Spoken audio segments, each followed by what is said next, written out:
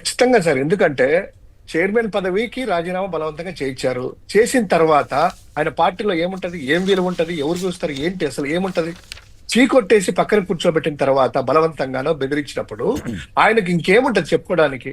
ఇక ఏదైనా పార్టీ వేరే పార్టీ మారాలన్నా కూడా, ఆయనకు రాజకీయంగా ఎదగాలన్నా కూడాను మీరు అన్నట్టు రెడీగా ఉంది కదా రెడ్ బుక్ రాజ్యాంగము.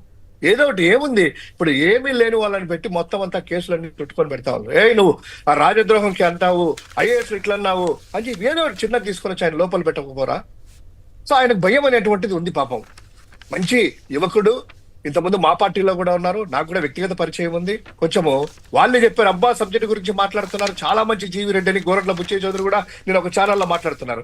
గౌతి సిరీస్ అయితే కనుక అబ్బా ఎంత మంచి ఇంటెలిజెంట్, ఏమైంది అంటే వాళ్ళకి కూడా ఒక ఆశ్చర్యం కలుగుతుంది. ఈ రోజు జీవి రెడ్డి రేపు మేమైతామేమో నోరిప్పితే కనుక ఇంకో చైర్మన్లను ఒకటి ఏ చైర్మన్ కూడాను వాళ్ళని కాదని వెళ్ళాలన్నా, ఏ ఐఏఎస్ అధికారి కూడా వాళ్ళని కాదని వెళ్ళాలన్నా కూడా ఈ దినేష్ కుమార్ జీవి రెడ్డి పరిస్థితి మీకు పడుతుంది అని క్లియర్ కట్ గా ఇన్స్ట్రక్షన్స్ ఒక ఇండికేట్ చేశారు.